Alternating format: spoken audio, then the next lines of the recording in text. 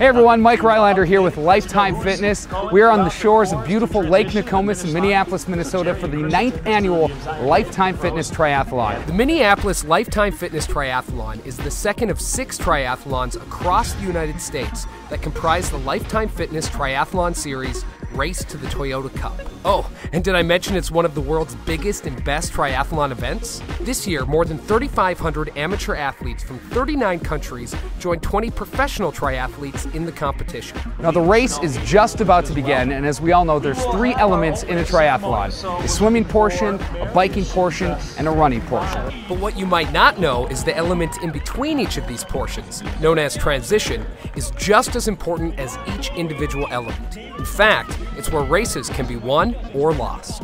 Going from the water to the bike, that's kind of where I attack, and I actually pass a lot of competitors. You got to kind of orient yourself, like, okay, the biggest thing, you got to find where your bike is, and when you're coming in, you got to know where your shoes are, because everything looks the same. You know, you might have, even if you have an orange bike and everything, when there's 1,000 bikes in transition, sometimes it's just hard to see. It's kind of like the 4th event because it can make a big difference. So just last week I did my first transition workout where I set up a little mini triathlon, and I do like 4 minutes of each thing. So I'll swim for like a 300 and then bike for about 4 minutes and run for about 4 minutes and practice the transitions in between and do that a few times. It's a good way to just kind of get refreshed of what you have to do and kind of good tune-up for a race. Yeah, I think the transitions are really important. The first time you do it, obviously the goal is to just finish.